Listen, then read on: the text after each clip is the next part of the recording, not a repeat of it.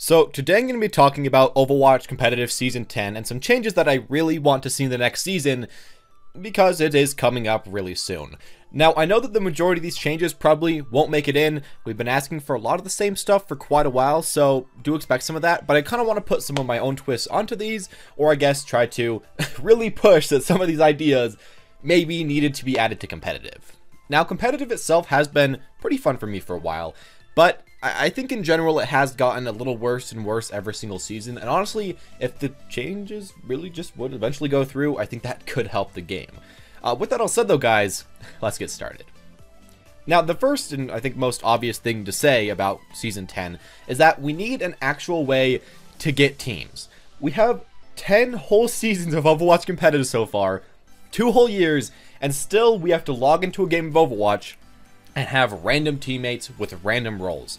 And it's not even that hard to argue. I don't think anybody finds that any fun. And even though it might be more random to kind of, I guess, push the competitive nature, maybe they could swing it that way, I think it's not that fun of an idea. And if they simply added something in Season 10 to help with getting actual teams, or even if they just made so that you weren't punished by making your own teams, I think that would be amazing. Now, of course, some pretty basic ideas as always. First off, we could have a role queue, 2 supports, 1 tank, 1 DPS, and 2 flex. I mean, the flex would probably always play DPS, but still, at least you'd have 2 support. Maybe a guild system where you can find teammates. Maybe team builder, where you can make a team before the game starts. There's a lot of different options, and if they didn't want to do any of those, maybe they could just do behind the scenes, putting up people that have a higher probable chance to play certain roles with each other against other teams that are kind of similar. I don't know exactly what they want to do. They've kind of been against doing anything, but I hope that eventually the fact that just people keep asking for this for long enough will change their mind to add something into this game mode, because I know way too many people that have stopped playing just because they hate the random nature of this. And Season 10 could really fix that and could bring a lot of people back and could get me playing the game a lot more, because I love playing the game, but I don't love playing the little mini game, did I get a alright team before the game started. Now, the second thing that I want in this new season is some sort of reward system for getting your rank. And in particular, I want a reward system that only shows up in competitive. And maybe you could find it if you want to look into somebody's profile or something. But essentially what I want is, like, you know, you play competitive, you get to platinum the last season, and then the next season you have a platinum border that will only show up in ranked matches, so that you can show that, hey, I got all the way to platinum next season, and everybody can see that. A lot of other games do this, and I don't really see why Overwatch doesn't do this. I know that a lot of people wouldn't really want to see their rank because maybe their rank is really low and they feel kind of bad about it. So if that happens, you could also turn off this option and it'll just show the regular border. I think that could be something that doesn't really matter too much, but something that could kind of give you a reason to want to play. At least in League of Legends, that has somewhat happened to me, and I kind of go back every single season just so that I can get a border and show it off to other people in ranked. And as well, I wouldn't want these borders to show up in quick play or in arcade or in really anything else, because, you know, you don't want people flexing on you all the time. But at least in competitive, that would be a nice thing. And maybe even if they didn't want to go that far, maybe just give you a rank-based icon that shows what rank you were last season. I mean, they have it for top 500, but nothing else. And I don't think that would take them way too long to add. That would take barely any time at all. But I think that would be a kind of cool thing, because right now, I mean, I've played since Season 1. I could show some cool stuff that I've done since then, but I mean, who cares? I just have the general season reward icon, which has absolutely no value. And I think that's a problem. There's no real reason to play competitive as far as, you know, bringing you back in. And, you know, maybe there shouldn't be. But I feel like that, honestly, adding some rewards is kind of nice, especially if they only affect you in competitive. Now, something else I also want to mention right here is that they're doing actually something kind of nice right now in Season 9, and that is the avoid player button. And I'm really glad that this is actually in the game now. Right now, you can avoid up to 2 players, I think for 7 to 14 days, and you won't have any games with them. And this is punishing one-tricks, toxic players, all those types of people, which I think is great. And honestly, this is one of my favorite things. I've had many games where I get in there, I play with a certain teammate, he's terrible, he's trolling, he's toxic, it's whatever, it's not doing good that day at least. But then I avoid him, I play another game, he's on the enemy team, and I win that game versus him. That feels just the best. Now, of course, sometimes you lose versus them, but either way, it's great to know that you won't have them back on your team. So I really like that they did that in Season 9. Maybe it came out a bit too late, but still, I like that they did that. However, what I wish that they would also add in addition to this is not just a punishment system, but a system where you can honor players and give upvotes to players that you feel like did really good on your team or that were very friendly on your team. And at the end of every game, instead of just, ticking on like who I guess you thought had the best stats like they regularly do, they could have another thing maybe above every player's head that you could vote for one person that you think did great in one category, and they could kind of rank up their honor. And if they got enough avoids, well, that could maybe lower their honor a little bit, but if they got enough of these honors, they could get something. Maybe some extra loot boxes, maybe an extra icon, maybe just in-game next to their profile or next to their portrait, there's a little thing that says, hey, this is an honorable player, he's doing really well. Again, I guess it doesn't technically matter too much as far as ranking up, but it is a good thing to try to, like, I guess trick people into doing better and trick people into being better people. I guess you don't really want that to have to be there, but I think that would kind of make a lot of people act a little better in competitive, and I think that would be a really nice thing that, again, we see in a lot of other games. I think we really could take some of the good things of other games and add it to Overwatch. Now, to my next thing in Season 10, I kind of hope that the Overwatch development team changes the way that they're doing buffs and nerfs a little bit. And honestly, I don't really care that some characters are overpowered and some aren't, and that, my hero's not good right now. That's going to happen. That's not going to happen. Every season's going to be different. Reaper might be great one season, but trash the next, whatever. What I really want is that the Overwatch team will decide when they're going to push the updates, and will actually kind of inform us how long we're going to have to wait for the meta to change.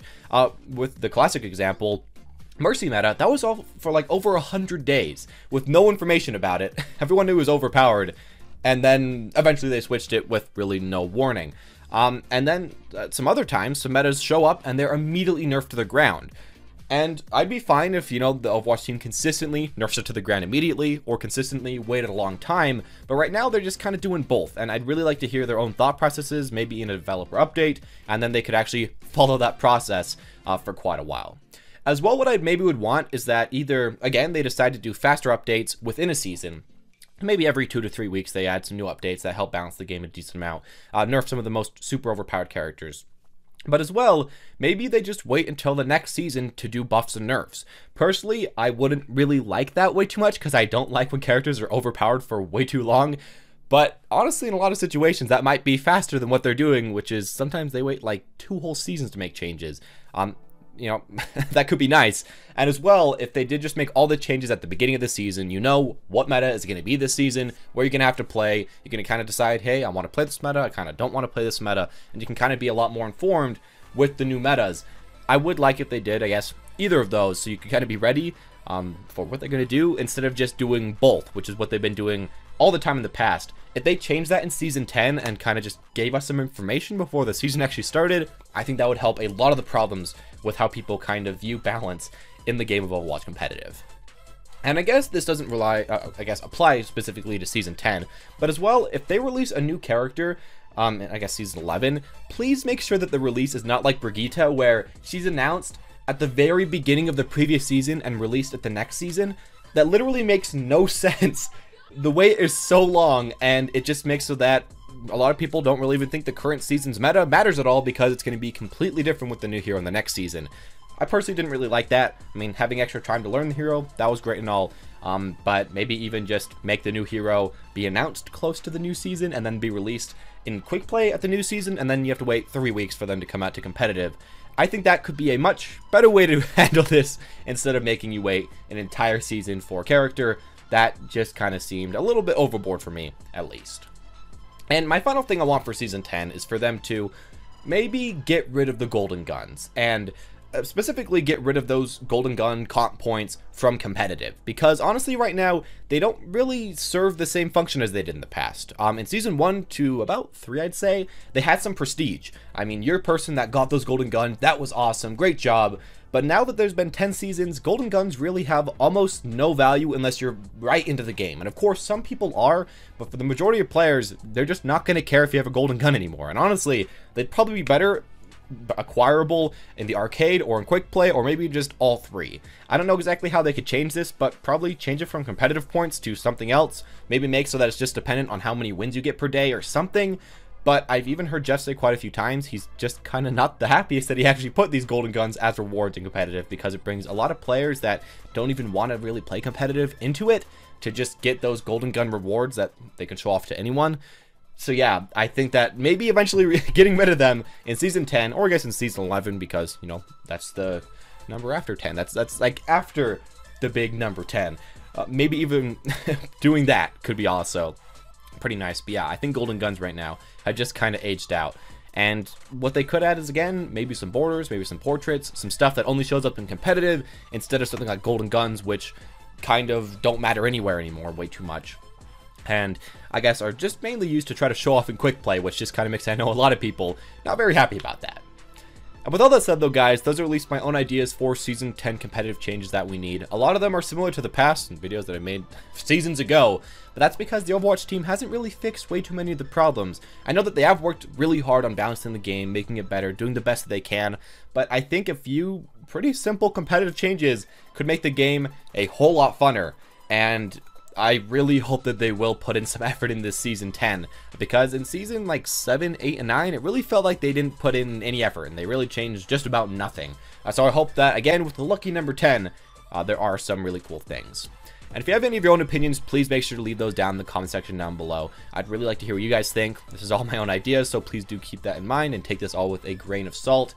But try not to get too salty about my own opinions. With all that said though, guys, thank you all for watching. Hit subscribe if you want to see more videos like this in the future, as I will make a lot of Season 10 content. I'm going to be playing a ton of Brigitte. I've been practicing her as much as I can in normals and quick play, whatever. It's kind of hard to learn her way too much there, but I've been really liking the character, and I'm super excited to play her in the next season, so expect some content about that as well. Anyways, as always, guys, though, thank you all for watching. Hope you enjoyed, and as always, have a wonderful day.